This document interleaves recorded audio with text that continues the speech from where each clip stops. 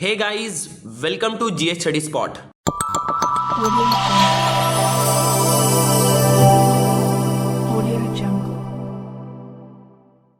आज के इस वीडियो के जरिया हम लोग आने वाले अपने एचएस एग्जाम 2025 हिस्ट्री के एक इंपॉर्टेंट एस्पेक्ट्स को कवर अप करेंगे। हो सकता है कि ये वीडियो में भी थोड़ा सा लेंथी हो जाए, लेकिन थोड़ा सा पेशेंस रखकर अगर आप लोगों ने इस वीडियो को कंप्लीट देखा तो आप लोग शॉर्ट्स क्वेश्चन यानी एमसीक्यू और एसीक्यू में इंशाल्लाह नहीं भी तो 40 में 35 स्कोर आराम से कर लोगे। तो थोड़ा सा पेशेंस रखकर आप लोगों को इस वीडियो को कंप्लीट जरूर देखना है। इस वीडियो में ना सिर्फ मैं आप लोगों को क्वेश्चंस के आंसर को डील करूंगा, बल्कि इस वीडियो के जरिया 2015 से लेकर 2024 तक काउंसिल ने जितने भी शॉर्ट्स क्वेश्चंस के पूछे हैं उनमें किस तरीके से एक फिक्स पैटर्न और रिपीटेशन ऑफ क्वेश्चंस देखने को मिल रहा है, वो बात भी मैं आप लोगों को प्रूव करूंगा। और इसके साथ साथ दरअसल हर क्वेश्चंस के कंटेक्स्ट में और कौन से क्वेश्चंस आपके एग्जाम में इससे रिलेटेड पूछे जा सकते हैं या इसी के कंटेक्स्ट में कौन से क्वेश्चंस को इसी से ट्विस्ट करके पूछा जा सकता है, उसे भी हम लोग डिस्कस करेंगे। तो थोड़ा सा आप लोग पेशेंस रखें और पेशेंस रखकर इस वीडियो को अपने हिस्ट्री के एग्जाम से कबल जरूर कंप्लीट देख लें, ताकि आप अपने एग्जाम में best out of best performance कर पाओ। इससे पहले वाले वीडियोस के जरिए हमने दरअसल एक ही वीडियो में वन शॉट तमाम चैप्टर्स के हिस्ट्री के लिए सजेशन मैंने आप लोगों को प्रोवाइड कर दिया है एलएक्यू के लिए। अगर आप लोग, मैं श्योर करता हूं इस बात को, अगर आप लोग उन क्वेश्चंस को अच्छे से कर चले जाते हो देन 100% क्वेश्चन आपको एलएक्यू से वहां से कॉमन ही देखने को मिलेंगे। बस आप लोगों को यकीन रखना है और जो भी क्वेश्चंस मैंने आपको प्रोवाइड किया है उन क्वेश्चंस को आप लोगों को अच्छे से प्रिपेयर कर लेना है एट एनी कॉस्ट। अगर आप उसे कर लेते हो और यहां से एमसीक्यू और एसएक्यू कर लेते हो देन 90 क्रॉस आप इजीली कर पाओगे। बस आप लोगों को अपने जानिब से, अपने साइड से पूरा मेहनत करना है।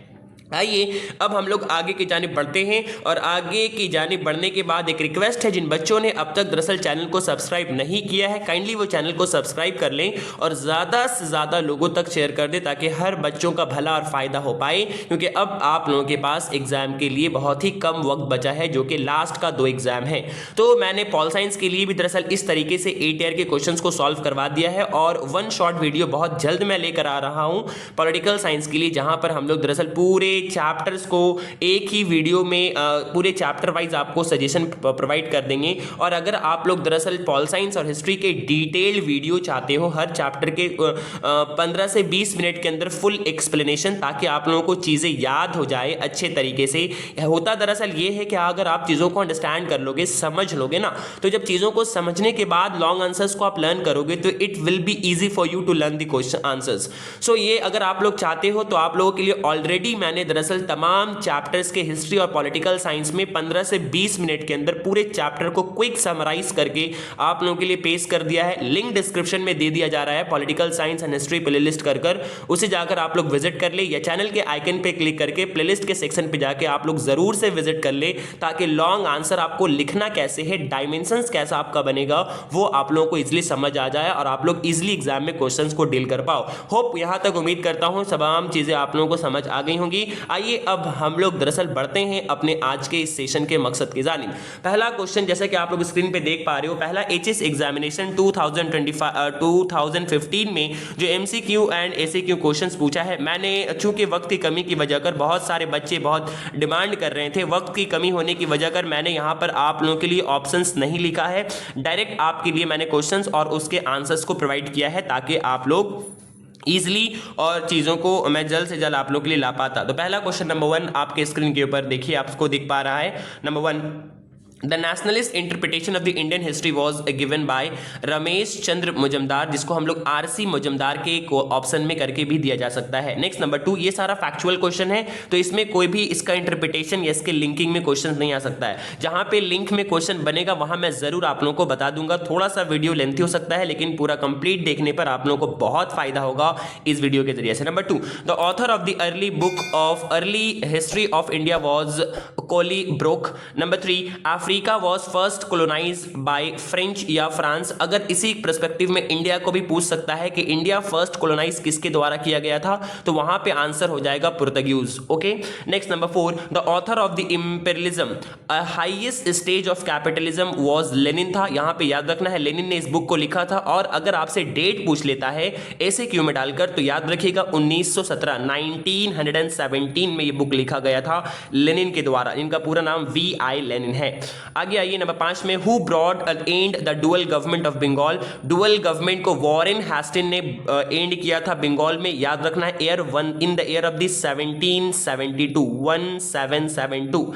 Next question number 4, Lord Cornwallis introduce? Lord Cornwallis ने इंट्रोड्यूस किया था। देखो पहला ऑप्शन में आंसर है A, B are correct and C, D are incorrect. Next number आप में पहुंच जाते हैं 7 में, European trade links with China began through the port of? किस पोर्ट के जरिए चाइना के साथ यूरोपियन ने अपने तिजारत का मामला शुरू किया था? वो कैंटोन ट्रेड था।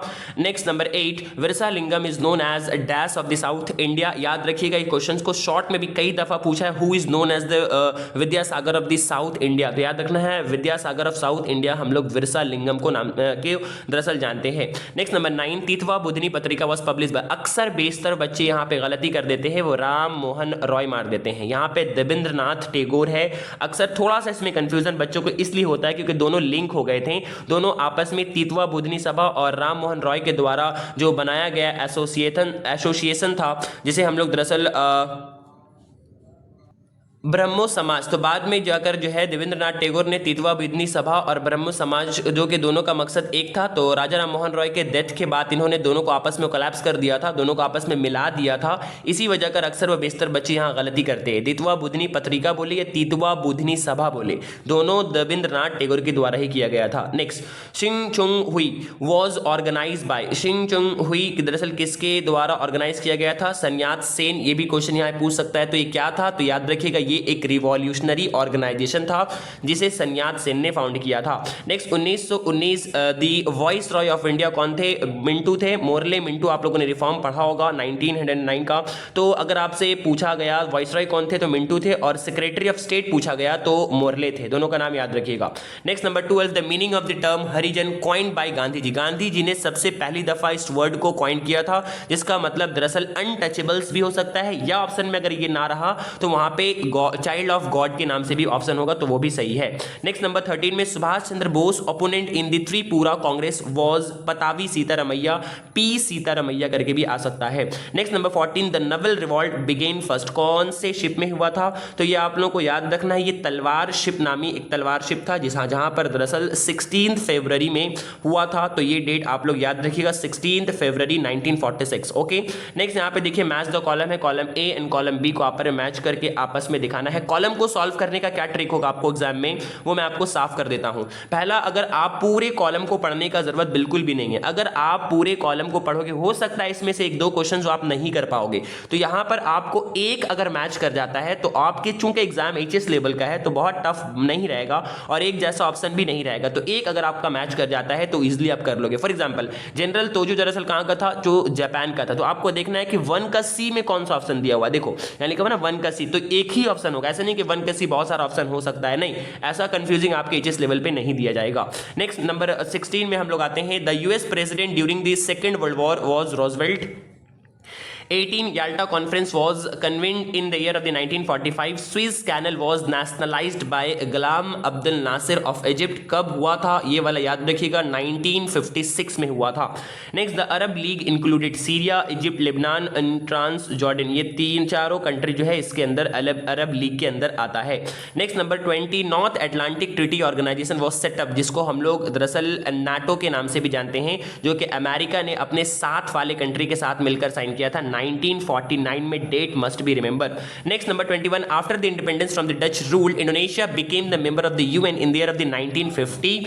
Next, Pakistan prime ministers during the liberation movement war of Bangladesh. Bangladesh कब हुआ था आजाद? तो ये डेट आप लोग को याद होना चाहिए, 1971 में हुआ था और उस टाइम में पाकिस्तान के प्राइम मिनिस्टर यहिया खान थे।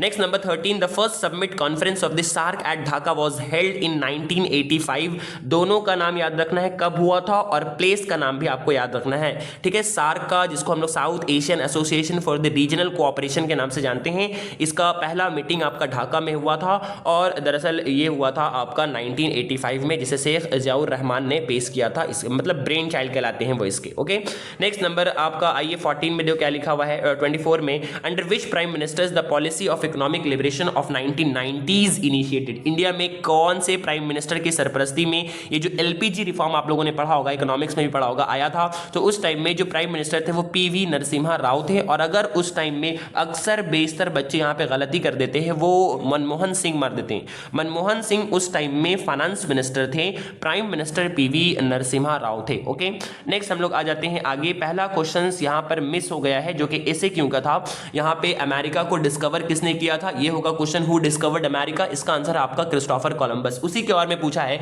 इन which place in India did the Portuguese establish the trading ports. तो 3 जगह था जहां पर पोर्टुगीज ने पहली दफा इंडिया को कॉलोनाइज किया था और 3 जगहों को इन्होंने अपने ट्रेडिंग पोर्ट्स के लिए दरअसल इसे कन्वर्ट किया था। पहला था कोचीन, दूसरा था गोवा और तीसरा था हुगली। याद रहे, अगर ब्रिटिश के बारे पूछता है तो ब्रिटिश ने सबसे पहला अपना पॉलिटिकल लाइफ बंगाल से शुरू किया था, लेकिन यहां पोर्तुगीज के बारे पूछ रहा है तो ये यहां पर आएगा। Next number 2, what is the name of the book J.H. Hobson. J.H. Hobson ने किताब लिखा था। इनका लेनिन और हॉब्सन आप लोगों ने पढ़ा होगा, Hobson Lenin view on the imperialism and colonialism. तो उन्होंने इस अपने व्यू को, colonialism and imperialism chapter number 2, इस व्यू को दरअसल इन्होंने अपने एक बुक के जरिए से प्रोवाइड किया था। उस बुक का नाम था इंपीरियलिज्म अ स्टडी। याद रखिएगा, वहां पर जो लिखा गया था लेनिन के द्वारा वो था imperialism is the highest stage of capitalism, लेकिन इनका बुक का नाम है इंपीरियलिज्म अ स्टडी। उसी के और में दिया है, what is the name of the Hilferding's book. Hilferding's book का नाम क्या था, इन्होंने एक किताब लिखा था। ये यहाँ पर डी फ्रीहेंट या वॉर वोस्ट्स लिखा गया यहाँ पर। नेक्स्ट नंबर 3 में आपका आता है, what is mercantile capital.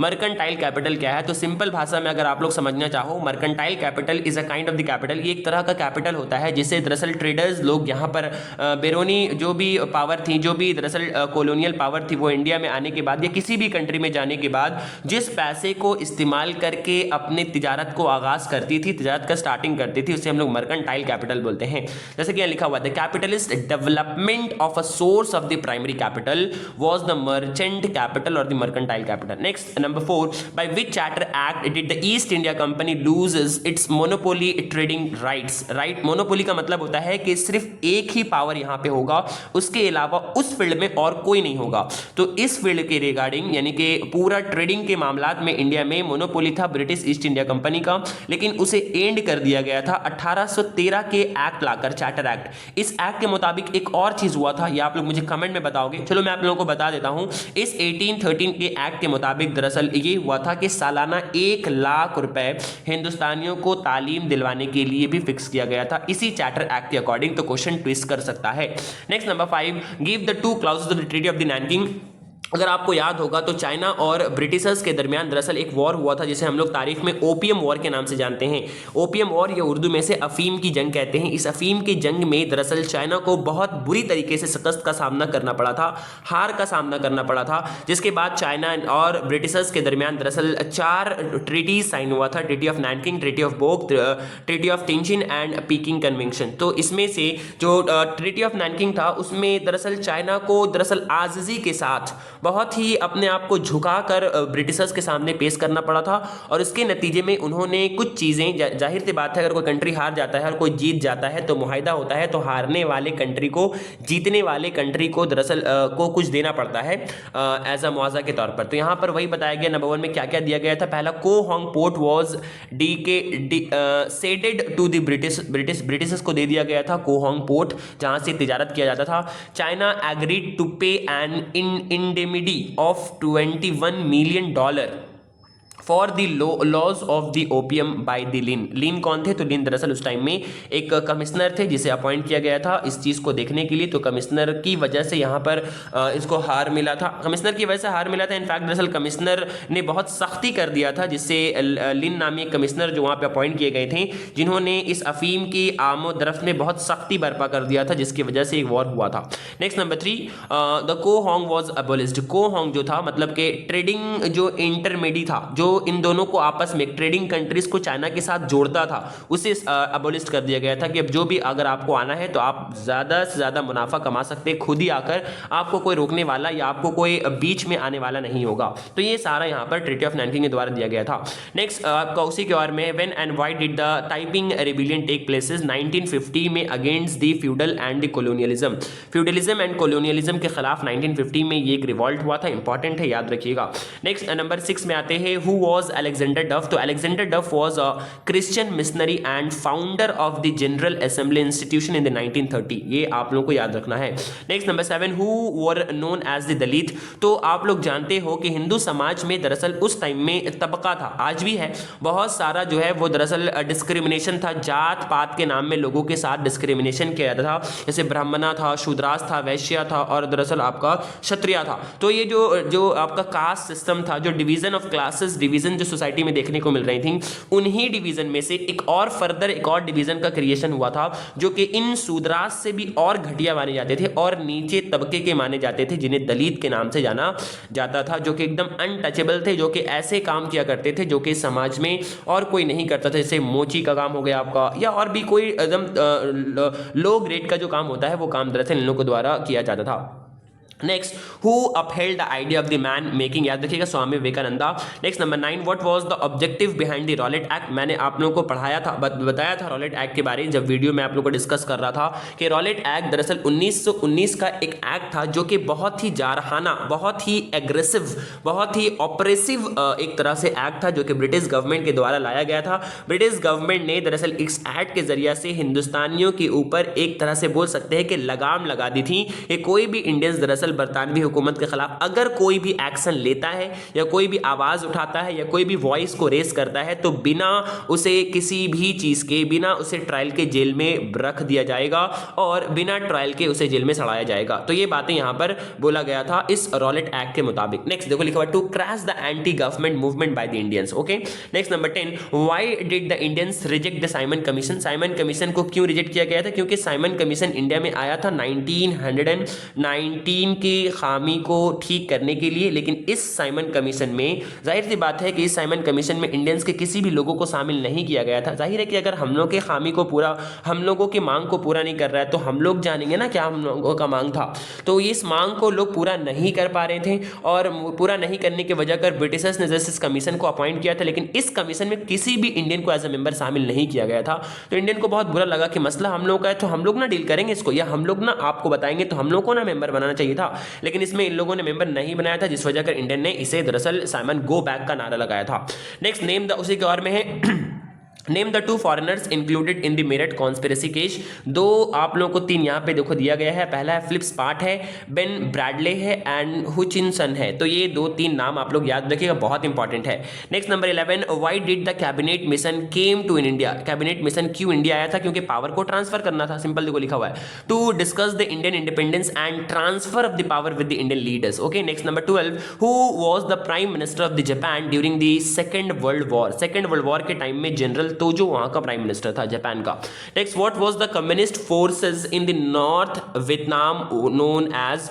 Communist forces जो नॉर्थ वियतनाम में किस नाम से जाने जाते थे? विथ मिन के नाम से जाने जाते थे। देखो communist forces in Vietnam, North Vietnam was known as Viet Minh. याद रखना आप लोगों को, जब शॉर्ट क्वेश्चंस का आप लोगों को आंसर देना है तो आप लोग अब तक एग्जाम देकर देख लिए होंगे किस तरीके से पेपर आता है। फुल सेंटेंस में आंसर लिखना है। अक्सर वो बेशतर बच्चे गलती करते हैं, वन वर्ड में आंसर लिख कर आते हैं एक शॉर्ट क्वेश्चन का, ऐसे क्यों का। ऐसा अगर करते हो तो आपको 1 में हाफ मार्क्स दिया जाएगा, और अगर आप 16 क्वेश्चन करते हो तो आपको 8 मार्क्स मिलेगा। क्यों? क्योंकि आपने सही किया इसके बावजूद भी, क्योंकि आपने फुल सेंटेंस में आंसर नहीं लिखा है। तो टू बी वेरी स्ट्रिक्ट यहां पे आप लोगों को ध्यान रखना है। नेक्स्ट नंबर 13 में आते हैं, what was Truman doctrine. Truman doctrine क्या था आपका? To purpose to was the rendered all the possible help to non communist government in Europe. Europe में दरअसल जितने भी नॉन कम्युनिस्ट गवर्नमेंट थे उन लोगों को हेल्प प्रोवाइड करना था ताकि ये लोग दरअसल कम्युनिस्ट की जानिब ना झुके और इन लोगों की जानिब यानी यूएसए के साथ ये लोग आकर अपने आप को अलाइड कर ले। Next, who was the Fidel Castro. President of Cuba. Full sentence में लिखना है, मैंने यहाँ पे फुल सेंटेंस में नहीं लिखा है। नेक्स्ट क्वेश्चन उसी के और में है, what was Cuban missile crisis. तो क्यूबन मिसाइल क्राइसिस क्या था, देखो यहाँ देख पा रहे हो स्क्रीन पे। इन the year of the 1962 encouraged by the Soviet Union, Castro started to installing the intermediate range ballistic missiles at the sites scattered throughout the Cuba. When the America came to know about this, then American president, जिसका नाम Kennedy था, Kennedy threatened to blockage the Cuba by the US navy. US जो Soviet Union था ना, वो दरअसल उस time के जो वहाँ के जो प्रेसिडेंट थे, जिसका नाम दरअसल फेडरल कैस्ट्रो था, वो दरअसल अमेरिका के ऊपर अटैक करने के लिए या अमेरिका को धमकाने के लिए बहुत ही तेज़ी के साथ क्यूबा में दरअसल मिसाइल्स को इंस्टॉल कर रहा था, जमा कर रहा था। जब जिसका खबर दरअसल पहुँच जाता है कैनेडी को, तो कैनेडी दरअसल अमेरिकन प्रेसिडेंट होते हैं और वहाँ पर वो अपना नेवी भेजकर इसे ब्लॉक करवा देते हैं और फौरन उसे हुक्म देते हैं कि यहाँ से चीज़ खाली कर दिया जाए। इसे ही हम लोग, यही जो जैसा क्राइसिस हुआ था यूएसए एंड यूएसएसआर के बीच, इसे ही हम लोग क्यूबन मिसाइल क्राइसिस के नाम से जानते हैं। Next number 15, what happened in Deen win four. Deen win फो में क्या हुआ था, तो in the year of the 1945 में 1954 France suffered a major defeat from the hands of the General Giap of Viet Minh, जो कि आपका मैंने भी बताया था, आपका जो था एक फौज का नाम, वो फौज के द्वारा से फ्रांस को शिकस्त का सामना करना पड़ा था। नेक्स्ट यहाँ पर आ गया ये, who was Ben Bella. Ben Bella कौन था, तो leader of the liberation movement in Algeria and the first president of independent Algeria. बहुत इंपॉर्टेंट, पूछ सकता है घुमाकर भी क्वेश्चन कि who was the first president of the independent Algeria, तो याद रखना है बेन बेला, यहाँ पे आपका आंसर हो जाएगा। ओके, नेक्स्ट आगे बढ़ते हैं, who was the first non white head of the state of south Africa. Nelson Mandela, बहुत इंपॉर्टेंट है ये। नेल्सन मंडेला पहले नॉन वाइट, मतलब बोल सकते हैं ब्लैक में से पहले प्रेसिडेंट बने थे साउथ अफ्रीका के। उसी के और में दिया गया है, how is the budget allocation of the government of India divided for the purpose of the expenditure. पहला था प्लान्ड और दूसरा था अनप्लान्ड, सिंपल है यहाँ पे। ओके, नेक्स्ट आगे बढ़ते हैं। आगे बढ़ने के बाद देखो वहाँ पर एक क्वेश्चन आई थिंक फिर से छूट गया है, और क्वेश्चन छूटने के बाद जो है इसका आंसर आपका, एक मिनट, हाँ, तो ये आपका 15 का पेपर कंप्लीट हो गया। अब हम लोग पहुंच जाते हैं 2016 में। तो आप लोग स्क्रीन के ऊपर देख पा रहे हो, फिर से 2016 में हम लोग का आ गया है एमसीक्यू। पहला question number 1, all history is contemporary history, who said this. Benedetto Croce ने ये बात कहा था। हु कंपोज्ड राजा तिरंगानी, आपको पता है कल्हाना ने इसे कंपोज्ड किया था। देखो यहाँ लिखा गया है। नंबर 3 का question, black gold was term used by Portuguese to describe the black pepper कौन। उसके बाद next number 4, the Asiatic Society was established in the year of the 1984, बहुत important question, 1984। Next number 5, the province in which the English East India Company established their settlement was Bengal. देखो यहाँ लिखा हुआ है ना, एस्टैब्लिश्ड देयर सेटलमेंट, कहाँ पे इन लोगों ने अपने सेटलमेंट को एस्टैब्लिश किया था, तो बंगाल था वो वाला प्रोविंस। ओके, प्रोविंस से मुराद यहाँ पे स्टेट है। नेक्स्ट, मैच द कॉलम फिर से आपके सामने आ गया है। अगर आपको एक याद हो तो आप इजीली टच कर लोगे। जैसे फारूक सियार का फरमान 1717 में जारी किया गया था। तो देखो 1 का बी खोजोगे, 1 का बी जहां पे आपका रहेगा उसे आप क्लिक कर दोगे और यही आपका हो जाएगा आंसर। इजी है एकदम ही, क्योंकि यहाँ पे कॉम्पिटिशन लेवल में थोड़ा सा सिमिलर ऑप्शन दे देता है, लेकिन यहाँ पे आपका कोई भी आपको याद है, पिट्स इंडिया एक्ट है, रेगुलेटिंग एक्ट 1773 याद है, कोई भी आपको याद है तो आप इजीली कर ले जाओगे। ओके, नेक्स्ट नंबर 7 में आते हैं, the treaty of 19 was signed in 1942। कितना सारा आसान क्वेश्चन आपका आ रहा है, देख पा रहे हो। हु रूल्ड द वर्तमान Bharat, Swami Vivekananda. Next, Shuddhi movement was inaugurated by Dayanand Saraswati. ये सारा फैक्चुअल क्वेश्चन है जो कि आपको लर्न करना होगा। Next number 10, who awarded with the title of the raja to Ram Mohan Roy. याद रखिएगा, मुगल एम्परर अकबर 2 ने अवार्ड किया था। Poverty and un British rule in India was written by the Dadabhai Naoroji. In which session of Muslim League, Lahore session जो कि 1916 में हुआ था। ये भी आप लोगों को याद रखना है, 1916 ईस्वी में हुआ था। नेक्स्ट आगे की तरफ बढ़ते हैं हम लोग। आगे की तरफ बढ़ने के बाद, who was the viceroy of India at the time of the Bengal famine of 1943, Lord Wavell थे। फिर से यहाँ पे मैच द कॉलम आ गया है, और फिर से मैच द कॉलम को आप RIN रिवॉल्ट 1946 आपका हो जाएगा। एक आपको पता चल गया, देखो वहां पे 1 का आंसर है बी, तो 1 का आंसर देखो बी हो जाएगा। अब एक कोई भी अगर आपको एक याद है तो आप इजीली आंसर को कर लोगे। ओके, नेक्स्ट आगे बढ़ते हैं हम लोग। आगे बढ़ने के बाद पहुंच जाते हैं 15 में, independent Indonesia was born in. कब इंडिपेंडेंट इंडोनेशिया बॉर्न हुआ था, या पूछ सकता है इंडोनेशिया इंडिपेंडेंट कब हुआ था, या लिबरेशन कब उसको कब मिला था, लिबरलिज्म पूछ सकते हैं यहाँ पर। ये लिबर्टी कब मिला था, तो 1949 में, याद रखना है date. Next, last viceroy of British India was. Last viceroy of British India Lord Mountbatten थे। ये जो क्वेश्चन नंबर 16 आप देख पा रहे हो ना स्क्रीन के ऊपर, ये जो आपका लिखा हुआ है last viceroy of British India was, इसके पर्सपेक्टिव में बहुत सारा इंपॉर्टेंट क्वेश्चन पूछता है इसी तरीके से घुमाकर, और अक्सर व बेशतर बच्चे यहाँ पे कंफ्यूज हो जाते हैं। तो मैं आपको कुछ बातें बता रहा हूँ यहाँ पर, को आंसर्स आप लोग ध्यान से सुनकर अपने पास उसे नोट कर ले। पहला अगर पूछा आपसे first governor general of Bengal पूछा तो वॉरेन हेस्टिंग होगा। First governor general of Bengal पूछा तो वॉरेन हेस्टिंग होगा। और अगर आपसे first governor general of Indian पूछा इंडिया तो आपका लॉर्ड विलियम बेंटिक हो जाएगा। और अगर आपका first governor general of free India पूछा तो भी आपका लॉर्ड माउंटबेटन होगा।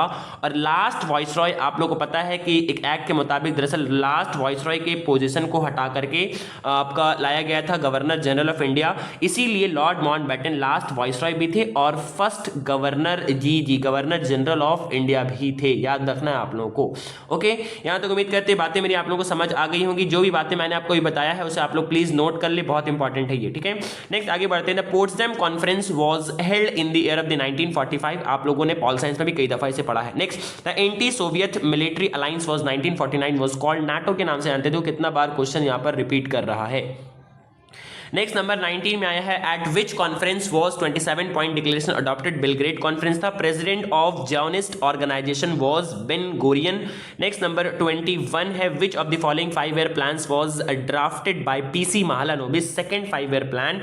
नेक्स्ट है आपका number 22 Bangladesh liberation year was कौन सा, मैंने आपको इससे पहले भी देखो बता के आया था, वही क्वेश्चन फिर से रिपीट कर रहा है 1971। नेक्स्ट आगे आते हैं प्रेस्टोरिका वाज इनिशिएटेड बाय किसके द्वारा, ग्रुश्चोव के द्वारा इनिशिएट किया गया था, मतलब इसे स्टार्ट किया गया था। Next and last is 24 the chairman of the atomic energy commission in India was Homi Bhabha Jahangir. ये इंपॉर्टेंट क्वेश्चन है, कई दफा पूछा भी दिखाऊंगा। आगे बढ़ जाते हैं हम लोग। आगे बढ़ने के बाद पहुंच जाते हैं एसक्यू में। पहला देखो यहां से पूछा है व्हाट इज मर्केंटाइलिज्म। मर्केंटाइल कैपिटल अलग है और मर्केंटाइलिज्म अलग है। देखो यहां लिखा हुआ है the type of the colonialism aimed at the draining of the wealth of a colony by the exploiting it's resources labour and market. किसी भी कोलोनाइज करने वाले कंट्री, कोई भी कोलोनाइज करने वाला कंट्री जिस कंट्री में वो अपना कॉलोनी बसाता है उस कंट्री के इस्तेहसाल करने के अमल को ही, चाहे वो माली हो, चाहे वो मार्केट का हो, चाहे वो लेबर का हो, इसे ही हम लोग मर्केंटाइलिज्म के नाम से जानते हैं। नेक्स्ट नंबर 2 उसी के और में दिया गया है what was the first English trading outpost established in the year of the 1612। याद रखिएगा सूरत गुजरात में सबसे पहले किया गया था इंडिया में।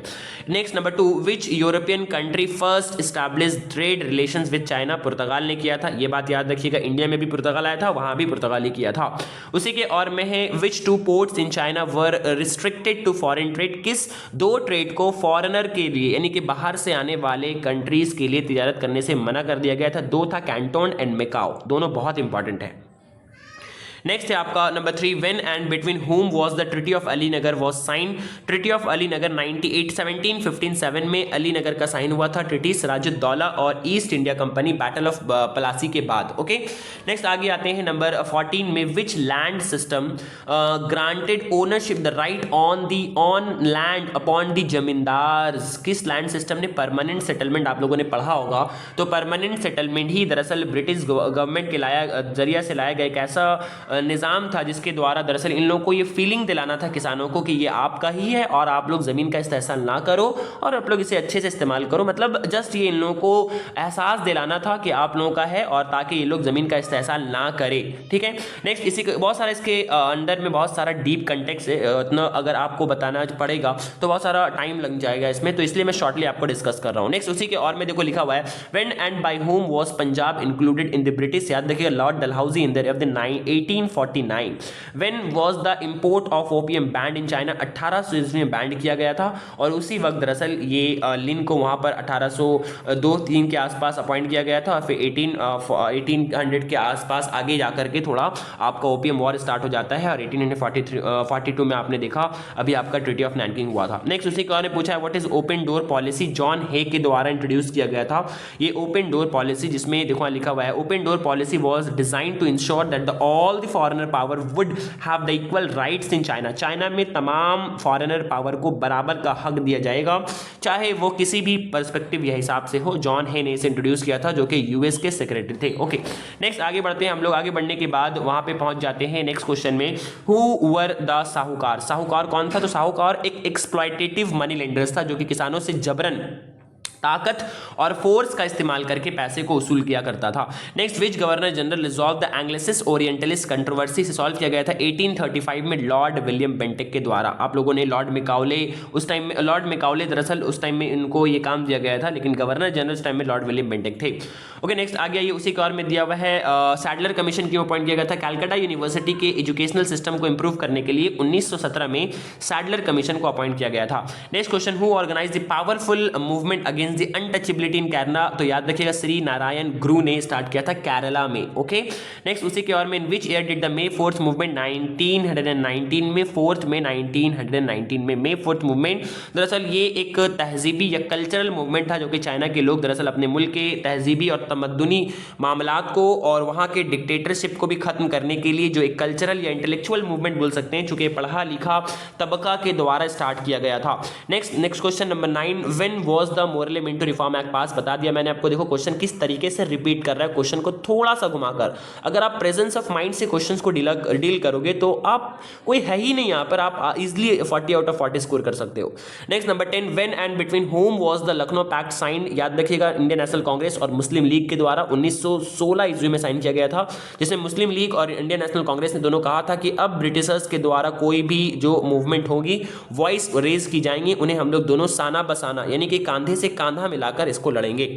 नेक्स्ट आपका उसी के और में, when and where was the Communist Party of India was founded? 1912-25 Kanpur में किया गया था कम्युनिस्ट पार्टी को establish. Name the 3 members of the cabinet mission. 3 member आपका कैबिनेट मिशन में थे, इसीलिए हम लोग दरअसल इसे 3 मिनिस्ट्रियल प्लान के नाम से भी जानते हैं। बहुत इंपॉर्टेंट नाम है, Sir Stafford Cripps, AV Alexander and Sir Patrick Lawrence. ये 3 नाम बहुत इंपॉर्टेंट है, Patrick Lawrence, AV Alexander, Sir Stafford Cripps. और उसी में पूछा है, when and why was the Rashid Ali day observe? 12 फरवरी 1946 को राशिद जो थे यानी कि सर राशिद जो थे, उन्हें दरअसल 7 साल की काला पानी सजा देने के बाद 12 फरवरी 1946 को दरअसल इन्हें फांसी में चढ़ा दिया गया था। ये एक इंडियन नेशनल आर्मी के कमांडर थे। अब चूंकि आप लोगों ने अगर हिस्ट्री में पढ़ा होगा कंसेप्ट को, तो आप लोगों को पता होगा कि इंडियन नेशनल आर्मी दरअसल जापान की दूसरी आलमी जंग में खुद सुपुर्दी की करने के बाद बहुत तेजी के साथ आगे तो बढ़ रही थी, और वो जब अंडमान एंड निकोबार को कब्जा करके स्वराज जंग शहीद नाम रख देती है, लेकिन जैसे ही वो साउथ इंडिया से एंटर करती है, मालूम चलता है कि जापान ने खुद सुपुर्द कर दिया, जिसकी वजह कर ब्रिटिश ईस्ट इंडिया कंपनी इन आर्मी लोगों को घेर लेता है, क्योंकि जापान इन लोगों का साथ दे रहा था और जापान की मदद से ही इंडियन नेशनल आर्मी आगे बढ़ रही थी। जाहिर है कि जब जापान ने ही हाथ उठा लिया तो इंडियन नेशनल आर्मी का भी हिसाब होना ही था, और इस तरीके से इनको इस तरीके से सजा दिया गया था। इसीलिए हम लोग 12 फरवरी को यौम राशिद अली डे मनाते हैं। नेक्स्ट आता है, हु वाज हु ची मिन? हु ची मिन कौन थे? हु ची मिन was the leader of the liberation movement of the Vietnam. Vietnam के लिबरेशन मूवमेंट के लीडर थे, जिन्होंने ऑर्गेनाइज किया था एक पार्टी को, जिस पार्टी का नाम था पीपल्स आर्मी, जिसे हम लोग वियत मीन के नाम से भी जानते हैं। ओके, देखो कितना सारा क्वेश्चन यहीं पर आपको आंसर हो जा रहा है एक ही क्वेश्चन पे। उसी के और में, in which year was the Vietnam declared as the democratic republic? कौन से ईयर में? 1945 में। आप लोग ईयर भी याद रखते हो तो काफी है, मंथ याद नहीं भी रहता है तो चलेगा। Which country was gave the slogan Asia for the Asian? Japan ने नारा दिया था। What was Marshall plan? तो Marshall plan was an economic aspect of the Truman doctrine and was a part of the European recovery program to provide the financial aid to the western European nations and restrict the Russian influences. Russia के influence को कम करने के लिए दूसरे जो छोटे छोटे कंट्रीज थे, उन कंट्रीज को यूएस ने दरअसल एक प्लान के द्वारा से फाइनेंशियल असिस्टेंस देने का वादा किया था, ताकि ये लोग मेरी तरफ झुके, यूएसएसआर की जानिब ना झुके। इसी हेल्प को, इसी फाइनेंशियल असिस्टेंस को हम लोग मार्शल प्लान के नाम से जानते हैं। उसी के और में, when and why Warsaw pact sign? आप लोगों को पता है 1855 में साइन हुआ था।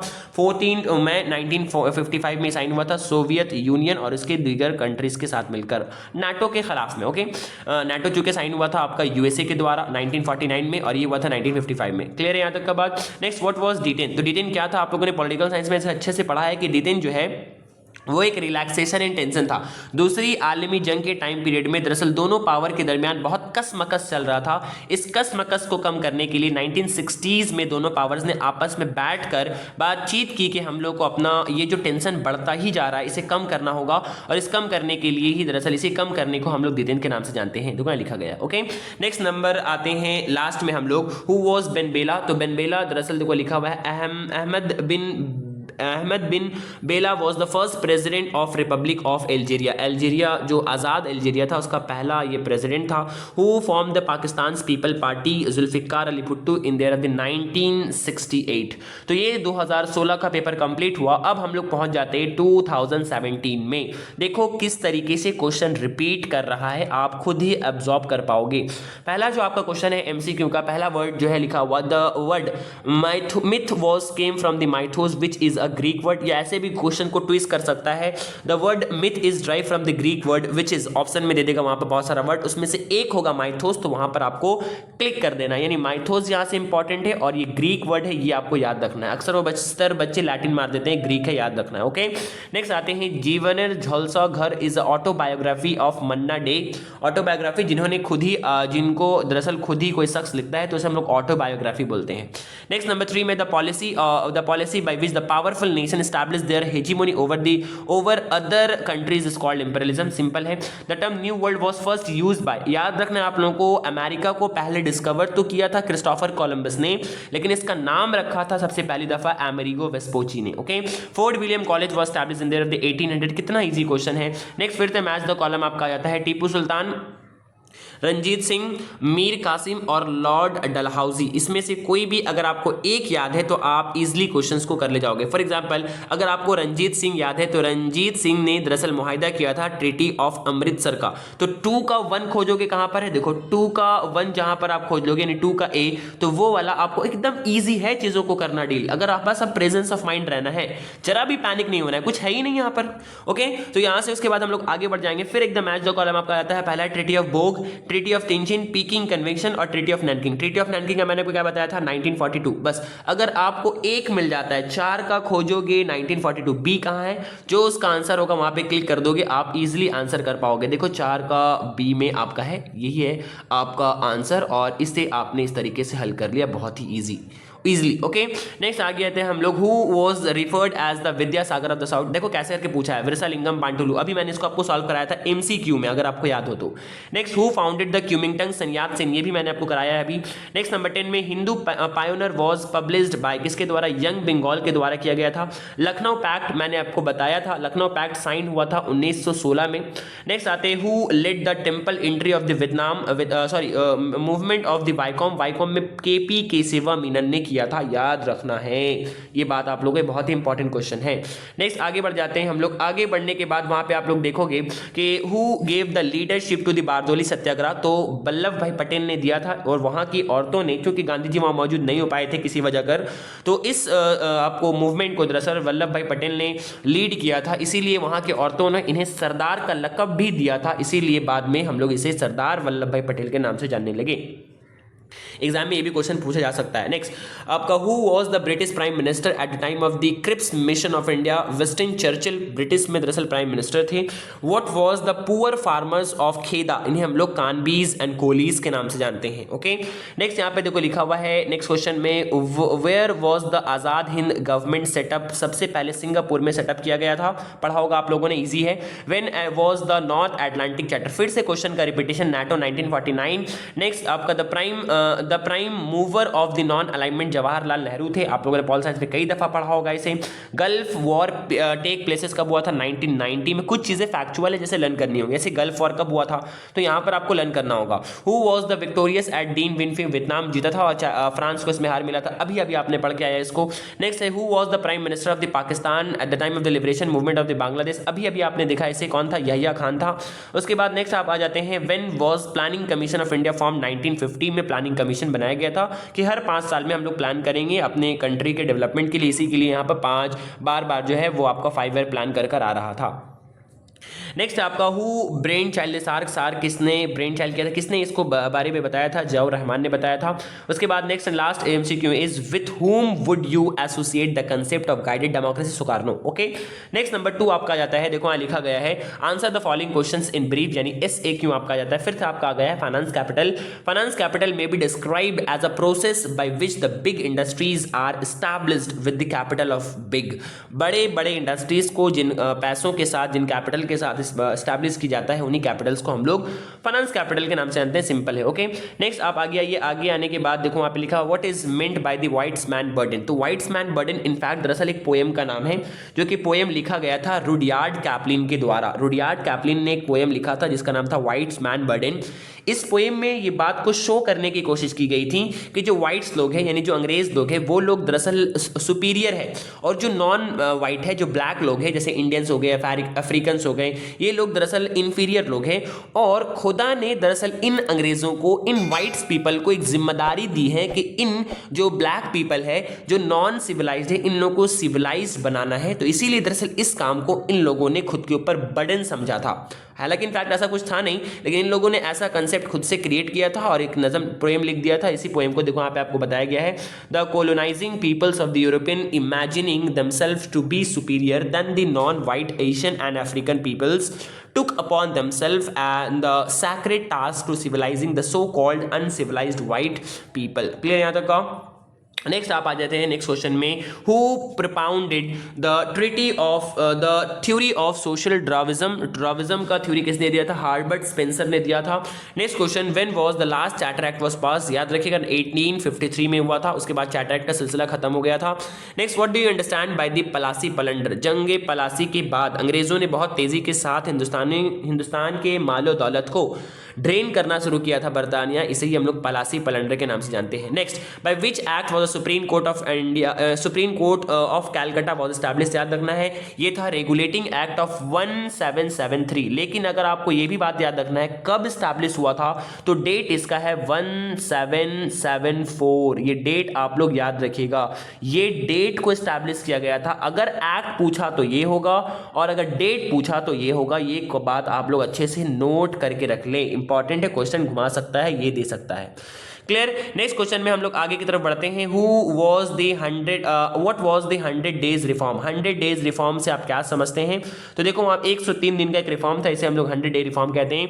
तो लिखा हुआ है, it was failed 103 days in the national culture, political and educational reform movement from 11th June to 21st सितंबर 1898 इन चाइना। ओके, चाइना में चलने वाला इतना डेट से इतना डेट तक एक 103 दिन का रिफॉर्म था, इसे ही हम लोग 100 डे रिफॉर्म के नाम से जानते हैं। Next, when was the Hindu remarriage act 1856, जो कि विद्यासागर ने करवाया था। Next, what is meant by the downward filtration theory. In fact समझ लो डाउनवर्ड फिल्ट्रेशन थ्योरी होता क्या है। लॉर्ड मैकाले ने प्रपोजल पेश किया था कि ब्रिटिशर्स लोग दरअसल पूरे इतने सारे हिंदुस्तान के लोगों को तालीम फराहम करने का जिम्मेदारी नहीं लेगी, बल्कि वो इन हिंदुस्तानियों में से कुछ क्रीमी लेयर को, कुछ खास लोगों को तालीम फराहम करेंगी, और फिर बाद में यही लोग दरअसल आगे निचले तबके के हिंदुस्तानियों को तालीम देंगी। इसे ही दरअसल तारीख में हम लोग डाउनवर्ड फिल्ट्रेशन थ्योरी के नाम से जानते हैं। नेक्स्ट देखो आगे आओ, देखो लिखा हुआ, who were known as the young Bengal. Young Bengal, Derozio और इसको फॉलोअर्स को हम लोग यंग बंगाल के नाम से जानते हैं। नेक्स्ट उसी के और में पूछा है, who were known as the indenture labour, the system of the bounded labour. In fact हम कह सकते हैं वो जो सिस्टम था स्लेवरी वाला, जो हिंदुस्तानियों को या किसी भी नॉन वाइट पीपल को सुगर कॉटन या टी प्लांटेशन इंडस्ट्रीज में या रेलवे इंडस्ट्रीज में जबरदस्ती इन लोगों से जो काम कराया जा रहा था, बहुत कम मुआवजा देकर या बिल्कुल ना के बराबर देकर, तो ये जो फोर्स लेबर था इसे ही हम लोग इंडेंचर लेबर के नाम से जानते हैं। Next, how many labour leaders were accused in the Meerut conspiracy. याद रखिएगा 33 थे, जिसमें से मैंने आप लोगों को नाम बताया था, अंग्रेज में कुछ थे, जैसे कि मैंने आपको नाम अभी बताया गया, फिलिप स्पार्ट थे। उसके बाद आप लोगों का 2-3 नाम मैंने अभी आपको बताया, उसे लर्न आप लोग कर लेंगे। फिलिप स्पार्ट थे, ब्रैडले थे, वगैरह वगैरह। क्लियर यहाँ तक का। उसके बाद देखो लिखा हुआ, हु इंट्रोड्यूस कम्युनल अवार्ड। तो रामसे मैकडोनल्ड जो कि प्राइम मिनिस्टर थे, ब्रिटिश प्राइम मिनिस्टर, उन्होंने दरअसल इंट्रोड्यूस किया था 1932 में। दरअसल वो जो मांग था ना गांधी जी का, जो मांग अंबेडकर का जो मांग था दलितों के लिए, तो दलितों की इस मांग को रामसे मैकडोनल्ड ने कबूल किया था अंबेडकर के, लेकिन गांधी जी बहुत खफा थे, जिसकी वजह कर गांधी जी और अंबेडकर में नाराजगी भी हो गई थी। तो ये आप लोगों का टॉपिक था जो आप लोगों ने उम्मीद करते हैं पढ़ा होगा। नेक्स्ट आपका उसी के बारे में, what was the significance of the Muslim League Lahore session, यही कि यहाँ पर आपका पाकिस्तान को बनाने के बारे में पाकिस्तान के प्रपोजल को कबूल कर दिया गया था 1940 में। व्हेन वाज द लिंथिंगो प्रपोजल, याद है इसी को हम लोग अगस्त प्रपोजल भी बोलते हैं, 1940 में हुआ था ये वाला। नेक्स्ट आगे आते हैं उसी के और में आप लोग देखो देख पा रहे हो, गांधी जी ने oppose response to the proposal to the Cripps mission, क्या कहा था उन्होंने, क्रिप्स मिशन के प्रपोजल को उन्होंने कहा था पोस्ट डेटेड चेक, एक ऐसा चेक जो कि डेट से आगे बढ़ चुका है, and issued by crushing bank, और जो कि क्रशिंग बैंक ने खुद ही दिया है। ओके, तो ये कहकर गांधी जी ने, क्योंकि गांधी जी को पता था कि ये लोग झूठ बोल रहे हैं और ये लोग बहुत धोखा दे चुके हैं इससे पहले, इसलिए गांधी जी ने इस तरह के टर्म का इस्तेमाल किया था क्रिप्स मिशन के प्रपोजल को अपोज करने के लिए। Next, under whose leadership the Jhansi regiment formed, या इसी तरह से क्वेश्चन घुमा के पूछ सकता है, women regiment of Indian national army किसके द्वारा लीड किया जा रहा था, तो दोनों का आंसर आपका हो जाएगा, ये बहुत इंपॉर्टेंट क्वेश्चन है, लक्ष्मी स्वामीनाथन। ओके, यहाँ पे आप लोगों को ये बात याद रखनी है। नेक्स्ट आगे आ जाइए, what is meant by the Berlin blockage, Berlin blockage क्या था, देखो लिखा हुआ on the 14 July 1948 the Soviet union blocked all the entry points into the Berlin, Soviet union यानी कि यूएसए ने, अगर आप लोगों से डिटेल में पढ़ा होगा लॉन्ग क्वेश्चन में तो आपको याद भी होगा, सोवियत यूनियन ने दरअसल बर्लिन के अंदर जाने वाले तमाम एरियाज को ब्लॉक कर दिया था, चूंकि वहां पर यूएसए का कब्जा था, इसे ही दरअसल हम लोग बर्लिन ब्लॉकेज के नाम से जानते हैं। बाद में इसे बहुत ज़्यादा लोगों ने, यूनाइटेड नेशन ने भी थत्कार भी लगाया था। नेक्स्ट, हु वॉज बुल्गानियन कौन थे, देखो लिखा हुआ Bulganin was the president of USSR. Next आपके उसी में हुआ फेडल कास्ट्रो, देख रहे हो किस तरीके से क्वेश्चन रिपीट कर रहा है। Who was the first prime minister of the Indonesia, कौन थे, मोहम्मद अली हाता, याद रखना डॉक्टर मोहम्मद हाता पहले प्राइम मिनिस्टर थे इंडिपेंडेंट इंडोनेशिया के। नेक्स्ट आगे ये when was the first general election, 1950, 51 and 52 में हुआ था, अगर आप लोग पॉलिटिकल साइंस पढ़ा होगा तो आपको याद भी होगा। नेक्स्ट 11 क्लास में। नेक्स्ट उसके और आता है आपका, in which year was apartheid prevalent, South Africa में विच कंट्री में प्रेवलेंट होता था, साउथ अफ्रीका में देखने को मिलता था। ये हम लोग हो गया 2017 का क्वेश्चन क्लियर। फिर से एक बार मैं आपको बता देता हूं, अगर आप इन क्वेश्चंस को अच्छे से प्रिपेयर कर लेते हो, 2-3 दफा वीडियो को सुनकर अपने माइंड में चीजों को रिमेंबर कर लेते हो, देन आप देख पाओगे मोर देन 70% क्वेश्चन आपके एग्जाम में आपको यहीं से शॉर्ट में भी कॉमन मिलेंगे। लॉन्ग के लिए तो मैंने आपको बता ही दिया है कि उसे पढ़ लो, 100% कॉमन क्वेश्चन होंगे। मैं उम्मीद करता हूं कि आप लोगों ने अच्छे से उस क्वेश्चंस को प्रिपेयर कर लिया होगा और आप लोग अच्छे मार्क्स से अपने एग्जाम में कामयाब होंगे। तो थोड़ा पेशेंस रखकर पूरा कंप्लीट देखना है। अक्सर वो बेशतर बच्चे नहीं देख पाएंगे, लेकिन जो देखेंगे वो मार्क्स स्कोर कर लेंगे। आइए हम लोग आगे बढ़ते हैं। फिर से नंबर 1 में देखिए 2018 में पूछा गया एमसीक्यू क्वेश्चन में, सिलेक्ट द करेक्ट आंसर। पहला, history is a science, no more no less, किसने कहा था ये बात, ब्यूरी ने कहा था। Okay, John Bagnell Bury, J B Bury जिसे हम लोग कहते हैं। नेक्स्ट है आपका 71 डायरी सूफिया कमाल का एक मेमोयर है।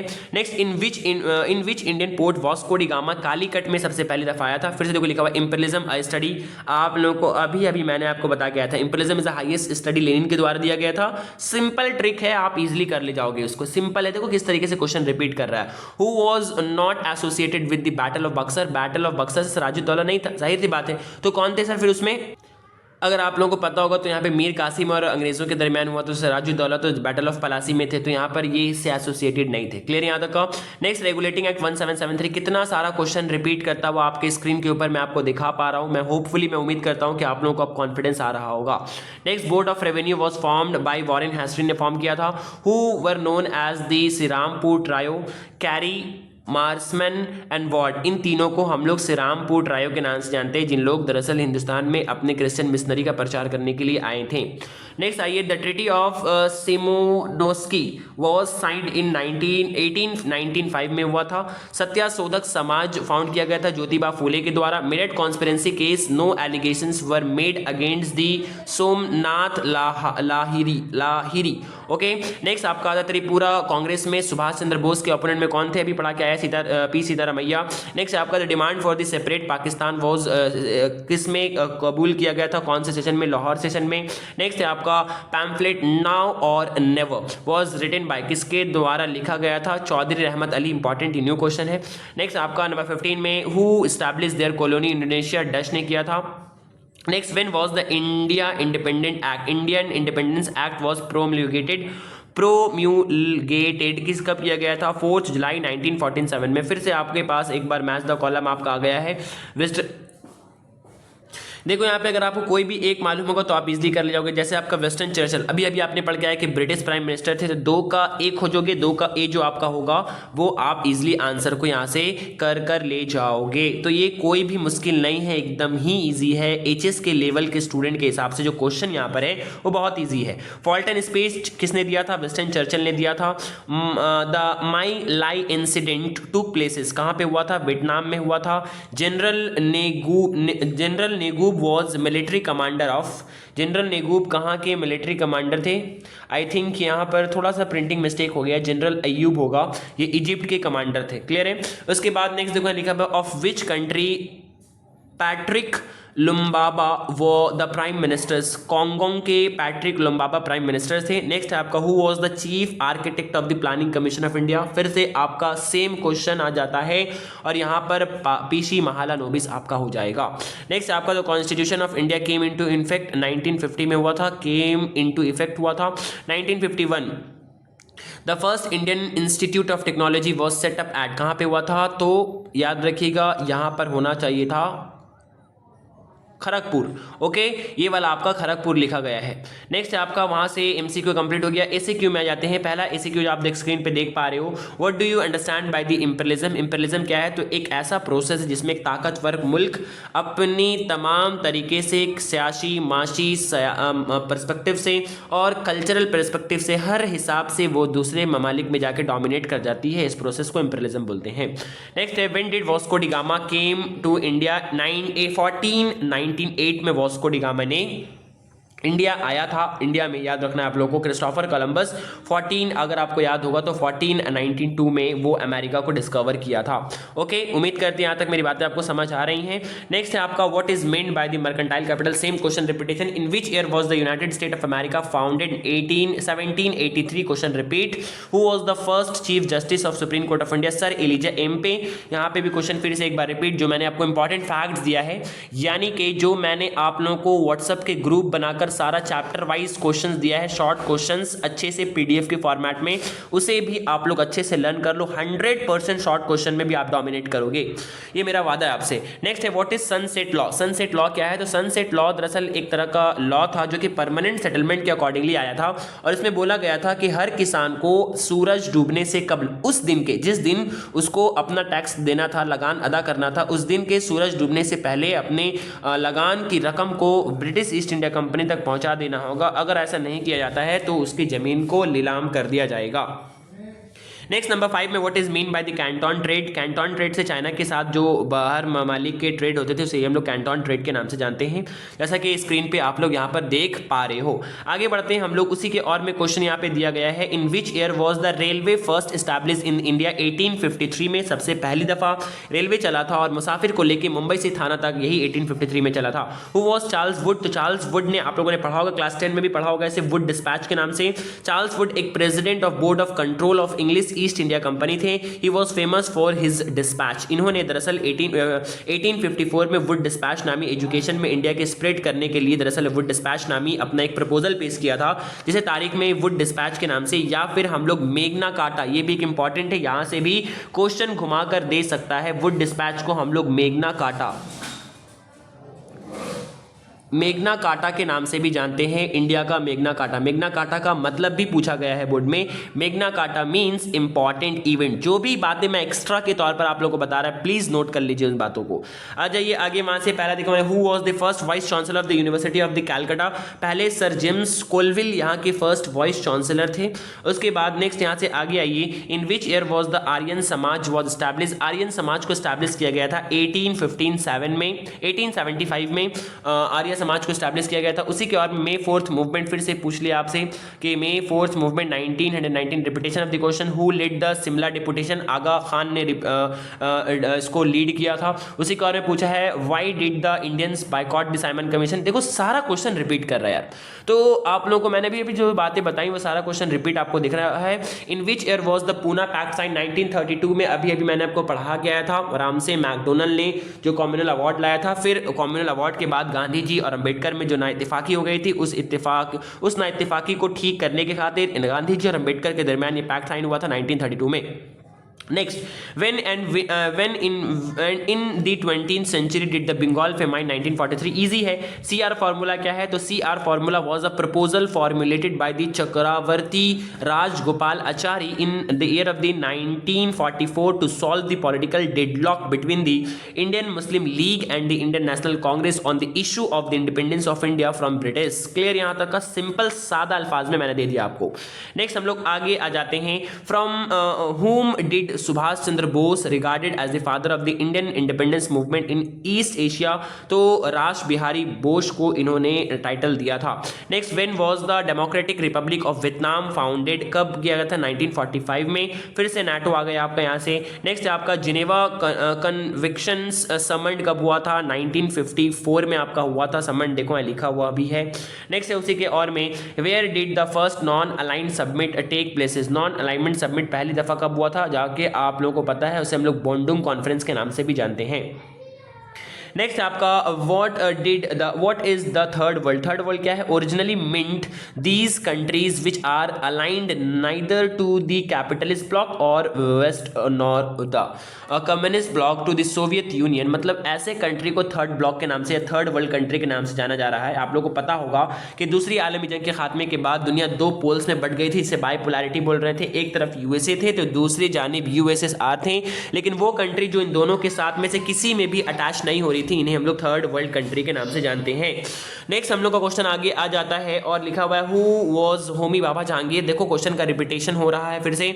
ये आपका 2018 का कंप्लीट हो गया है. अब हम लोग पहुंच जाते हैं 19 में. फिर से आपका देखो वहां एमसीक्यू में दिख रहा है आपको पहला question number 1, the memoir written by the Manikuntala Sen was, जिसको हम लोग से दिनेर कौथा के नाम से जानते हैं. नेक्स्ट आपका the father of the scientific history was Thucydides. अक्सर वो बेशतर बच्चे यहाँ गलत कर देते हैं, वो हेरोडोटस मार देते हैं. अगर सिंपल फादर ऑफ हिस्ट्री पूछा तो हेरोडोटस होगा, साइंटिफिक हिस्ट्री पूछा तो थ्यूसिडाइडस होगा. जो मैंने आपको चैप्टर वाइज क्वेश्चंस दिया है उसमें सारा कुछ दिया गया है, आप देख पाओगे. नेक्स्ट है आपका wealth of nation, Hobson imperialism a study. सारा क्वेश्चन यहाँ पर आप देख पा रहे हो. जे हॉब्सन यहाँ पर होगा. ये वाला थोड़ा सा यहाँ पर यहाँ आ गया है. ये इस चीज़ को यहाँ पर जाना चाहिए था. ये वाला चीज़ आपका यहाँ पर आ गया है. तो पहला इंपेरियलिज्म अ स्टडी जो कि लिखा गया था हॉब्सन के द्वारा. तो 2 का ए जहाँ पर आपका होगा उसे आप सही कर दोगे. तो यहाँ स्क्रीन पर आप देख पा रहे हो 2 का ए, ये ऑप्शन सही होगा. सिमिलर क्वेश्चंस ऑप्शन आपको नहीं देगा क्योंकि आपका लेवल अभी थोड़ा छोटा है एचएस लेवल पे, तो आपको नहीं दिया जाएगा. Next, the Cape of Good Hope was first rounded by, किसके द्वारा किया गया था? बार्थोलुम दियाज के द्वारा किया गया था. नेक्स्ट नंबर 5 में the first independent nawab of Bengal Murshid Quli Khan, बहुत इंपॉर्टेंट. उसी के और में the Asia country which took the first step against the foreign traders was, China थे पहला जो कि पहली दफा फॉरेन ट्रेडर्स के खिलाफ आवाज उठाए थे. Battle of Wandiwash was fought in the year of the 1960. Important question. Pitt's India act 1784 under which governor general the Macaulay minute sign. अभी बता के आया था, अभी सेम क्वेश्चन आपने देख कर आया है. Lord William Bentinck. The principal of the Anglo Mohammedan Anglo Oriental college was Theodore. कौन थे यहाँ पे प्रिंसिपल है? Principal Murad. Head of the institution कौन थे? तो थ्यूडर बेग थे. Okay. Shuddhi movement initiated by Swami Dayanand Saraswati. Next, the Morley Minto reform act was passed in the year of the 1909. next number 12, the proposal. सारा क्वेश्चन आपने पढ़ा है. the person elected president Tripura Congress was Subhash Chandra Bose, जिसके opponent में कौन थे? पी सीतारमैया थे. next, the policy of separate electorate was adopted by 1909 government of India act. Next आपका उसी कॉल में all India dispersed class Congress was founded by doctor B.R. Ambedkar के द्वारा. नेक्स्ट आपका क्वेश्चन है नंबर 6 में, यहाँ पर दिया नंबर 16 में दिया गया है. 14 में India wins freedom was written by Maulana Azad के द्वारा लिखा गया था. इंडिया विंस फ्रीडम एक बुक है जो कि लिखा गया था मौलाना आजाद के द्वारा, मौलाना अबुल कलाम आजाद के द्वारा. नेक्स्ट नंबर 15 में the person who was not the member of the cabinet mission Lord Wavell नहीं थे. फिर से कॉलम वाला मामला यहाँ पे आ गया है. देखो यहाँ लिखा हुआ हिरोशिमा नागासाकी. उसके बाद आपका क्यूमिंगटन पार्टी. उसके बाद हिरोशिमा नागासाकी के बारे अगर आपको पता होगा तो आपको पता होगा जापान के ऊपर ये हुआ था. तो पहला 1 का ए आप देख लोगे, वहां से आंसर को आप इजीली क्लिक कर पाओगे. नेक्स्ट है आपका Berlin was blocked by Russia के द्वारा किया गया था. Panchsheel was signed between India and China के द्वारा हुआ था. NATO was form 1949. सारा question repetition. The Suez canal was nationalised by Nasser के द्वारा किया गया था. कौन से ईयर में? ये मैंने आपको बता के आया. सारा क्वेश्चन 1956 में. Next question, planning commission 1950, with whom would you associate concept of guided democracy? देख पा रहे हो आप इजीली, देखो इजीली कैसे क्वेश्चन रिपीट कर रहा है, 100% क्वेश्चन रिपीट कर रहा है। उसके बाद सुकारनो के द्वारा किया, the founder of the Awami League party was Sheikh Mujibur Rahman, full form of SAFTA, South Asian preferential trade agreement, political science का भी क्वेश्चन है ये वाला। नेक्स्ट आपका एसीक्यू में आता है, which country was famous as a spice land? Indonesia है आपका। इंडोनेशिया के बहुत सारे स्पेसिफिक कंट्रीज है, उसे भी आप मेंशन कर सकते हो, छोटे छोटे कंट्रीज को। What do you mean understand by the new world? New world क्या है? तो हम लोग नॉर्थ एंड साउथ अमेरिका को न्यू वर्ल्ड के नाम से जानते हैं। नेक्स्ट आपका आता है, what do you mean by the white man burden? अभी अभी मैंने आपको उसको समझाया है, डन लिखो, लिखा हुआ यहाँ पर। नेक्स्ट है, in which places in India Portuguese trading post was first establish? अभी मैंने ये भी आपको बताया था, कोचिन, गोवा, हुगली एंड चिटागोंग में। What is Dastak? तो दस्तक दरअसल ब्रिटिशर्स को दिया गया एक ऐसा अलाउंसेस था जिसके द्वारा ये लोग इंडिया में बिना किसी टैक्स को अदा किए हुए ट्रेड कर सकते थे, इसे हम लोग दस्तक कहते थे। मुगल एम्पायर के द्वारा दिया गया था, फारूक शाह के द्वारा। ओके, नेक्स्ट उसी के और में देखो लिखा हुआ, व्हाट इज 1717 में, ये भी बात आप लोग याद रखिएगा, आपको सारा बात मैंने अभी अभी बता कर आया है। 1717 में फारूक शाह के द्वारा दस्तक अलाउड किया गया था ब्रिटिश ईस्ट इंडिया कंपनी को। Next, what was the importance of the charter act of 1813? Monopoly का एंड हुआ था और सालाना 1 लाख रुपए बोला गया था दिया जाएगा तालीम के खर्च के लिए। Next, when and why did the typing rebellion? 1950 में अभी अभी आप लोगों ने पढ़ के आया हुआ था, Taiping rebellion against the foreign domination in China. Who led the Vaikom Satyagraha? PKP Keshava Menon ने लड़ा था, अभी आप लोगों ने पढ़कर आया है उस चीज़ों को। नेक्स्ट आपका आ जाता है, what was 100 days reform done? Who was the founder of the प्रार्थना समाज के फाउंडर कौन थे? Who was the founder of the प्रार्थना समाज? तो डॉक्टर आत्मा राम पांडुरंग ने फाउंड किया था। Who funded the Ramakrishna mission and when? Swami Vivekananda ने अपने उस्ताद के वफात के बाद अपने उस्ताद को खराज अकीदत पेश करने के लिए इसको फाउंड किया था। Who initiated the Rowlatt Satyagraha and when? Mahatma Gandhi ने रॉलेट सत्याग्रह को 1919 में किया था initiate. What is meant by the Meerut conspiracy? 33 communist leader को गिरफ्तार कर लिया गया था इस केस में, इसी को हम लोग मेरठ कॉन्स्पिरेसी केस बोलते हैं। तो who declared as the policy of the communal award and when? आप लोगों ने अभी अभी मैं पढ़ा क्या है, British prime minister Ramsay MacDonald 1932 में हुआ था। नेक्स्ट उसी के बारे में, what do you understand by the term Mahad March? Mahad March 20 March 1927 में डॉक्टर BR अम्बेडकर ने दरअसल दलित के लोगों को लेकर एक लेक, चावदार लेक से पानी निकाला था, क्योंकि इस लेक में इन दलितों को हाथ डालने से मना कर दिया गया था। तो इसको वायलेट करते हुए डॉक्टर BR अम्बेडकर ने दलितों के तबका को लेकर ये मार्च किया था।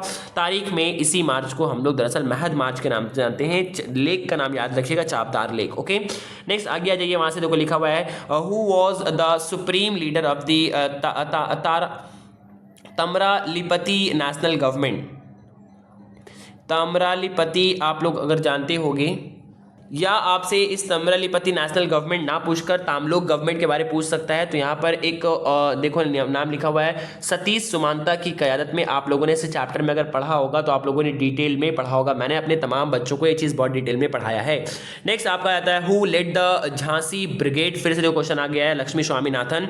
When Rashid Ali day observed? ये भी मैंने आप लोगों को अभी बता के आया। Which Indian foreign minister attended the London conference to resolve the Soviet Suez crisis? याद रखिएगा, इसको उस टाइम में VK कृष्णा मेनन ने इसे ज्वाइन किया था, याद रखना।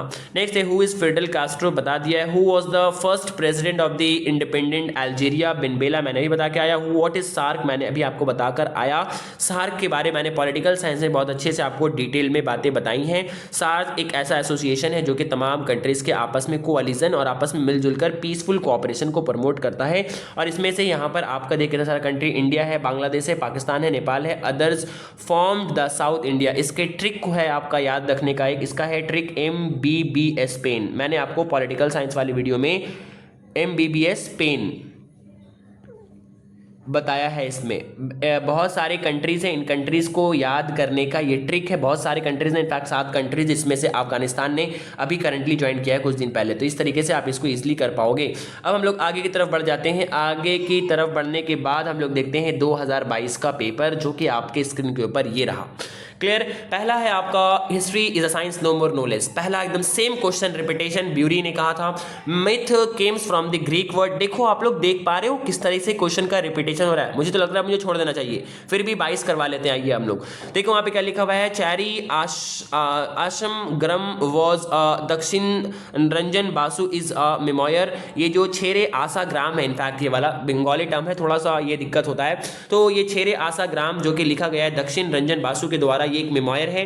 नेक्स्ट है oldest museum in the world is, England का एक म्यूजियम है जिसका नाम आप लोगों का।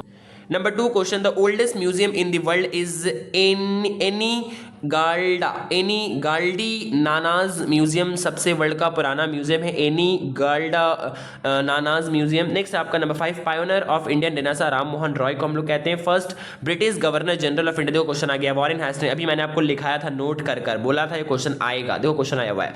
नेक्स्ट है ब्रह्मो समाज वॉज एस्टैब्लिश्ड बाय द राजा राम मोहन रॉय, कौन से ईयर में हुआ था, ये आप लोग मुझे कमेंट करके बताओगे कौन से ईयर में राम मोहन रॉय ने दरअसल ब्रह्मो समाज को एस्टैब्लिश किया था, और राजा राम मोहन रॉय पैदा कब हुए थे और इसका वफात कब हुआ था। बहुत इजी क्वेश्चन है, मैंने तमाम बच्चों को अच्छे से डिटेल में पढ़ाया इन चीजों को। Next, the board of revenue was formed by the Warren Hastings के द्वारा, सारा question repeat, treaty of Nanking England और चाइना के बीच में हुआ था। एशियाटिक सोसाइटी 1784 में हुआ था, सारा क्वेश्चन बताया हुआ। मे 4th मूवमेंट देख पा रहे हो, सारा कुछ यहाँ पर आपके सामने दिया है। First trade union in India was Madras labour union, ये थोड़ा सा अलग और न्यू क्वेश्चन है, इसे आप लोग देख लीजिएगा। इस तरीके से न्यू क्वेश्चन को कर लेते हो ना आप, तो इजिली 35% क्वेश्चन 35 क्वेश्चन आप इजिली 40 में कर लोगे। नेक्स्ट हम लोग आगे आ जाते हैं।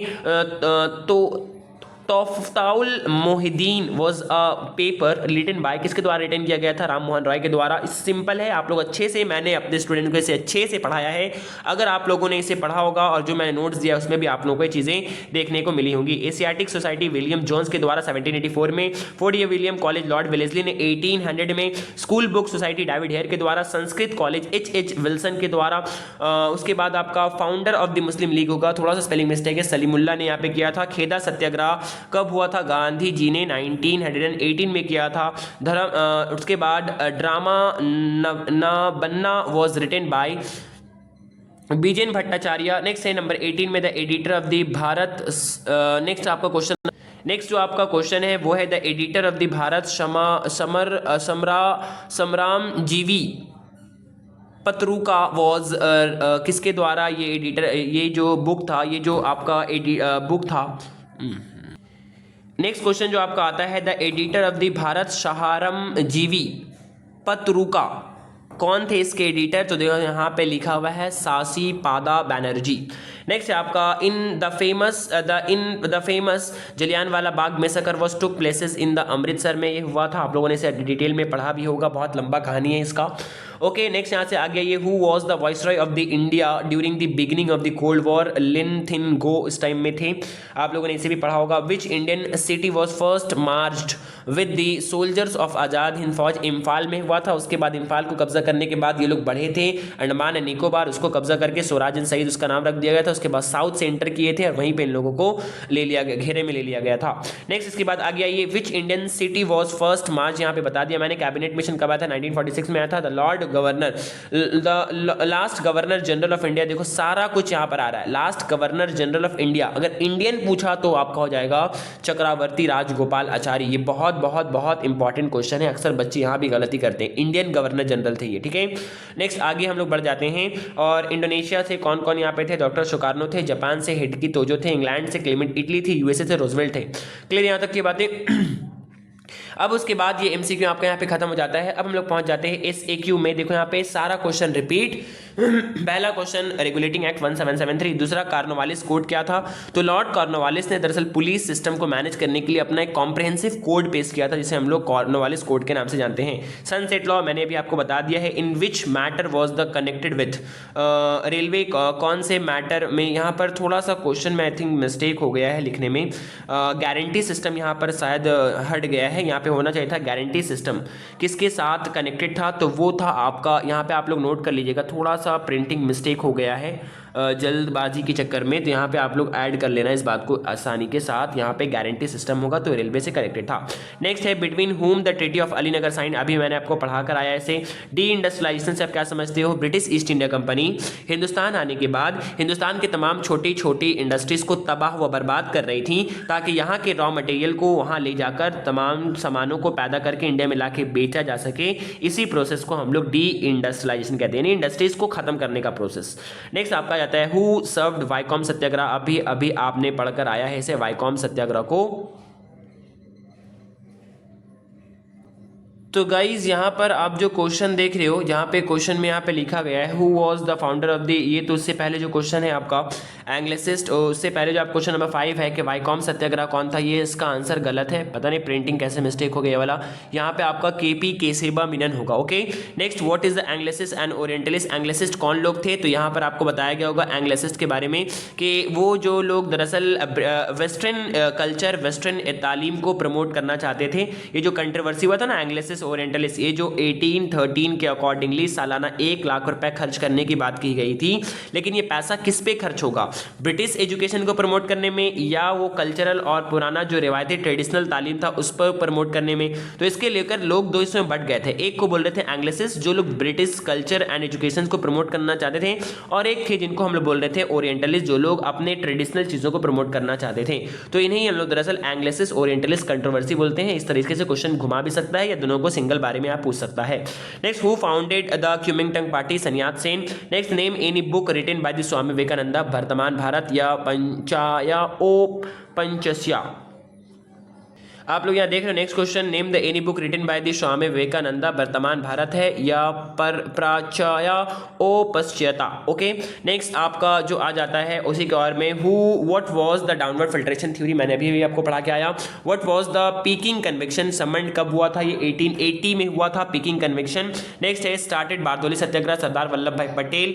हु स्टार्टेड, देखो यहाँ लिखा हुआ है सारा चीज मैंने आप लोगों को पढ़ाया, रिपीट कर रहा है। Why did the Indians rejected Simon commissions, फिर से repetition. Who founded the Swarajya party, सारा क्वेश्चन का रिपीटेशन देखने को मिल रहा है। Chittaranjan Das, Motilal Nehru. Okay, who declared the communal award, British prime minister Ramsay MacDonald in the year of 1932। सारा क्वेश्चन आप याद कर लोगे, बस वीडियो को आपको सही से देखना है। What was the 100 days reform, आप लोगों ने मैंने पढ़ाया। Who was the founder of the जातीय सरकार, तामलोग जातीय सरकार यहाँ पे होना चाहिए था। फिर से Satish Samanta, question repetition. Rashid Ali day, फिर से रिपीटेशन क्वेश्चन का। तो ये क्वेश्चन मैं उम्मीद करता हूं कि आप लोग इजीली कर पाओगे। सारा क्वेश्चन आपको यहाँ पे रिपीटेशन देखने को मिल रहा है, आप इजीली इन क्वेश्चंस को डील कर लोगे। मैं उम्मीद करता हूं आपको स्क्रीन के ऊपर धीरे धीरे तमाम चीजें दिखाई जा रही हैं। थोड़ा सा वीडियो यहाँ पर लंबा होता जा रहा है क्योंकि आपको तमाम चीजों को अच्छे से एक्सप्लेन करना पड़ता है, तो अच्छे से एक्सप्लेनेशन के साथ ही आपको चीजें लर्न हो पाएंगी। स्क्रीन पे आप चीजों को देखते चले जाओ और यहाँ से आपको चीजें इजीली कवर अप हो जाएंगी। ओके, नेक्स्ट यहाँ पर देखो, यहाँ पर जो आपका 2023 का क्वेश्चन आ जाता है, इस 2023 के क्वेश्चन में Hazarduari museum is a historical museum, MCQ का क्वेश्चन है ये। The memoir written by the Manikuntala Sen, इसका से दिनेर कौथा था। The Cape of Good Hope was first rounded by, सारा क्वेश्चन देखो यहाँ पे आप लोगों ने रिपीट कर रहा है। The book Wealth of Nation Adam Smith के द्वारा लिखा गया था। New policy system was Indian administrative structure was introduced by Lord Cornwallis के द्वारा। फिर से रेगुलेटिंग एक्ट, फिर से वही मैच द कॉलम, सारा similar questions. The treaty which treaty was sign between China in the year of the 1943, treaty of Bogue था। उसके बाद ऑथर ऑफ द बुक, जो कि बुक लिखा गया था गुलामगिरी ज्योतिबा फूले के द्वारा लिखा गया था। First principle of the Aligarh college के कौन थे? ट्यूडर बेग थे। सारा क्वेश्चन आप लोग देख पा रहे हो, रिपीटेशन कर रहा है। मैं उम्मीद करता हूं कि आप लोग इसे अच्छे से कर लोगे और इसको अच्छे से करने के बाद अपने एग्जाम में अच्छे से अच्छे तरीके से बेहतरीन परफॉर्मेंस आप लोग इंशाल्लाह कर पाओगे। तो जो भी चीज़ें यहाँ पर आपको प्रोवाइड की जा रही हैं, इन चीज़ों को आप लोग को सही तरीके से क्वेश्चन को यहाँ पर देख लेना है। और आप लोग देख पा रहे हो इसी के में सारा, आई थिंक मैंने सारा 100% क्वेश्चन यहाँ से मुझे सिमिलर नजर आ रहा है प्रीवियस क्वेश्चन से। तो अगर आप लोग इसे अच्छे से कर लेते हो देन 100% शॉर्ट क्वेश्चन में भी लॉन्ग की तरह आप डोमिनेट करोगे। तो ये मैंने बहुत ही टाइम कंज्यूम करके चीज़ों को निकाल कर डिजिटलाइज कर कर आंसर को सजा कर आंसर को लिख कर आप लोगों के लिए किया है। यह आप लोगों की मौलिक जिम्मेदारी है कि आप लोग तमाम स्टूडेंट्स तक, नीडी स्टूडेंट्स तक शेयर कर दे ताकि उन लोगों का भी भला हो पाए और इस कम से कम टाइम में वो अच्छे से अच्छे मार्क्स को स्कोर कर पाए और आपको इसकी दुआ भी वो दे पाए। तो उम्मीद करते हैं यहाँ तक आप लोगों को मेरी बातें समझ आई होंगी। अगर आप लोगों को वीडियो अच्छा लगा है तो आप लोग प्लीज़ लाइक कर दीजिए और दूसरे लोगों तक शेयर कर दीजिए। और इस तरीके से और भी वीडियोस एंड कंटेंट चाहते हो, मेहनत को इंसान के अप्रिशिएट करो, ज़्यादा से ज़्यादा चैनल को सब्सक्राइब करो, तमाम लोगों तक शेयर करो, वीडियोस को लाइक करो, चैनल पे कमेंट कर दो ताकि और भी लोग कमेंट देखकर मोटिवेट हो पाए। मैं उम्मीद करता हूँ यहाँ तक आप लोगों को तमाम बातें अच्छे समझ आ गई होंगी। बहुत जल्द हम लोग मिलते हैं पॉलिटिकल साइंस के एक वन शॉट वीडियो के साथ जहाँ तमाम लॉन्ग क्वेश्चंस को आपको एक ही वीडियो में डिस्कस कर लेंगे और वो आप लोगों को बहुत जल्दी प्रोवाइड कर दिया जाएगा। लेकिन आप लोगों को 8 ईयर इस तरीके से, जिस तरीके से मैंने सॉल्व करके दिया है आप लोगों को हिस्ट्री का, पॉलिटिकल साइंस का ऑलरेडी मैंने सॉल्व करके दे दिया है। अगर आप लोग न्यू बच्चे हैं कोई तो चैनल को सब्सक्राइब कर लें और चैनल के आइकन पे क्लिक करके उन वीडियो से जाकर जल्द से जल्द फायदा उठाकर अपने एग्जाम में अच्छे से अच्छे मार्क्स लाओ। और अगर आप लोगों को दिक्कत होता है तो लिंक डिस्क्रिप्शन में दे दिया जाता है, आप लोग वहां से भी डायरेक्ट जा पाओगे। तो जरूर से जिन बच्चों ने अब तक व्हाट्सएप ग्रुप को ज्वाइन नहीं किया, जल्द से जल्द फौरन ज्वाइन कर ले क्योंकि वहां पे तमाम study material free of cost आप लोग को प्रोवाइड की जाती हैं और ताकि आप लोग आने वाले टाइम में भी अच्छे से अच्छे अपने एग्जाम में परफॉर्मेंस कर पाओ। मैं उम्मीद करता हूं यहां तक आप लोगों को तमाम बातें अच्छे से समझ आ गई होंगी। आज के लिए इतना ही, फिर मिलते हैं नेक्स्ट वीडियो में। तब तक के लिए वेरी थैंक्स फॉर वॉचिंग।